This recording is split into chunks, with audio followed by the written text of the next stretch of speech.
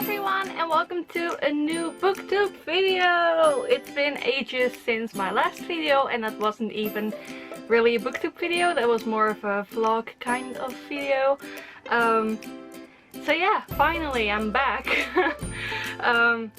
Basically I've had a few rough weeks. I had to go to the hospital to get a needle stuck in my neck. It was because there's something growing there, and then I was like super nervous for that, and because it's really painful. And then I got ill, and then I got really super nervous again for the results, which are fine, thankfully. It's really small, so it's probably not, you know, gonna grow into cancer, at least not anytime soon, so I'm really happy with that. But it was really stressful, and after that I basically had a migraine for a week and a headache for the week after, so yay. That's been my month so far. I hope yours has gone better. But finally I have some time and I feel okay enough to make a video. So what I want to show you today is this. These are all books that I bought at our local secondhand store. Hold on. Here they are. And I want to show them to you because they were pretty cheap. We don't really have charity shops and stuff like that you have, I know, in England. I'm not sure about other countries. We just have a few secondhand stores, and some of them are actually quite expensive, especially if you compare them to England. But I found these, all of these, they're almost all English, in our local shop, which I already told you. But it was pretty great that they have so many English books, because I live in quite a small town in the Netherlands, so they don't have to have English books, obviously, like most secondhand stores don't, or have like 2 or 3. But this store here has quite a lot, like 2 or 3 mini shelf, so I think like 20 books on average whenever I go there, but that's quite a lot for books that are donated and just happen to be English. Anyway, I'm gonna show you. This was €1. It's James Rollins's Altar of Eden, and it says, "In our beginning is our end." And this is kind of like one of those Dan Brown-ish books, which is pretty mean because probably he wrote these kind of books first, maybe, I have no idea.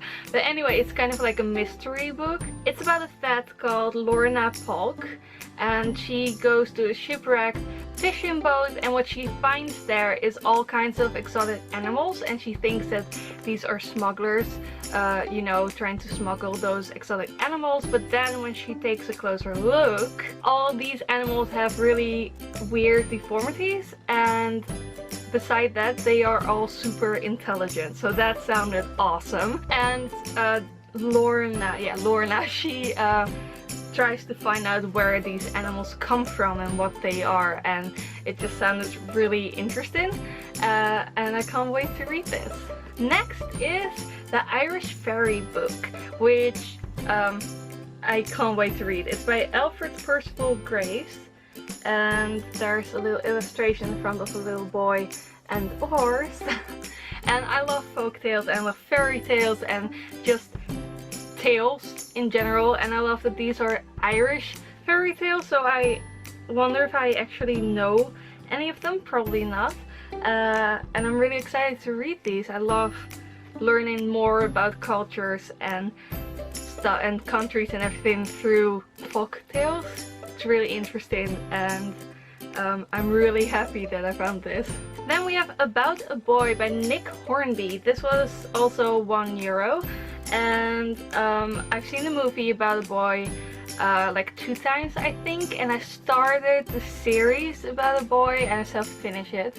But I really like both of them, and didn't even know it was based on a book, but should have guessed, because all things are based on books basically. So I'm really excited to read this. If you don't know About a Boy, it's basically about this rich guy who acts like a kid still, because he doesn't work, he doesn't really do anything. Can't talk and try to read at the same time. his name is Will, and he tries to, basically he still acts like a teenager. But then he meets this boy called Marcus who is like bullied and everything, and they basically form a friendship, and Will grows up a bit. And that's all I know, because everything I know about this is from the movie and the series, and I'm not sure if it's like exactly the same as the book. I hope not, because it will be more interesting to read if it's different. Next is this book, and I'm really excited about this one. It's called The Dragon Princess from the Tales of the Frog Princess by E.D. Baker. And it's a kid's book, quite big letters and quite thin, and it's actually in not that great of a state. I'm not sure if you can see it, but I still really want it. It was 75 cents.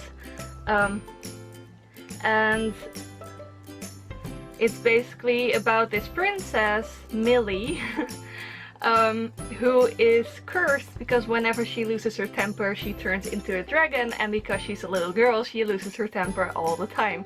And I just thought it sounded hilarious, and I really want to read this.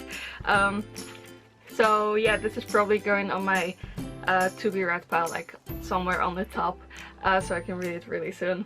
And then last but not least, I have two Dutch books. They were €2 each. This is Talismans and... is that what you call it? Talisman? Yeah, Talismans and Amulets by Felicitas Nelson.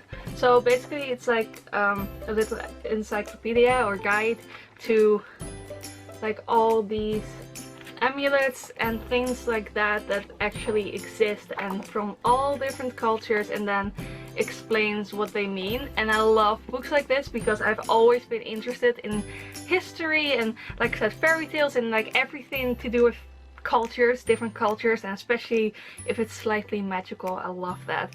And I also thought it might be handy for my writing, just, you know, if I need some inspiration for an amulet or something, I can just flip through here and maybe piece some things together, or just get an inspiration for something completely new, hopefully.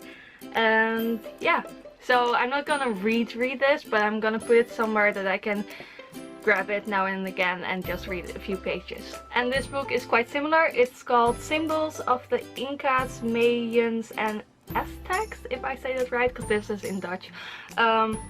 So it's symbols from them and like everything explained, and I just, oh, I love that. I love history books so much, and especially books like these. I just think they're so interesting because every symbol probably tells like a little story, and I love that. So I'm gonna read those a lot. Like I'm just gonna put them next to my bed and just occasionally grab them and look at them. And that was my thrift store book haul, which I think is pretty okay. Like I said, like in the Netherlands you never find good English books for a really cheap price. It's like nearly impossible, so I order all my books online. Like sometimes I buy from the local bookshop to support the local bookshop, but the prices are so high here, and I basically just stock up on books as well when I go to England. And I'm gonna go to England in about a month, so I'm really happy about that. And I'm gonna buy way too many books. Just quickly before I go, I also want to tell you that on my other channel, Nora's World, I kind of rebooted that again because I didn't post anything on there for ages. You probably don't even know it exists. I have another channel, and I post more vlog style videos on there now, and also more videos about my low carb eating diet where I don't eat sugar and I don't eat carbs, obviously. Like I eat some carbs, you need some carbs to survive, but like really low. And I've lost 9 kilos already, so if you're interested in that, please do head over to Nora's World. And on the same note, I also started a new blog called Nora's Kitchen. And I'm Nora, by the way, if you're new to this channel. Like my name is Noortje, but nickname for it is Nora, it's easier, blah blah. So Nora's Kitchen, where I post recipes of just checking if it's still recording. Post recipes of low carb foods that I enjoy and love, and like I like to experiment a bit in the kitchen to make them really tasty. So whenever I have a new recipe, I'm gonna put it on there. And I also make, if I do say so myself, pretty pictures about them. I really like that. I love photography, so I love to explore food photography because I've never really done that before, unless you count Instagram, which I don't really do. But anyway, I'll link everything down below, so if you want to go there, it's norahskitchen.wordpress.com, and I would love it if you checked it out. So that was everything from me, and I will see you soon with another video, hopefully. I hope I'll start feeling better and better and better again and can make more videos more often. Yeah, bye!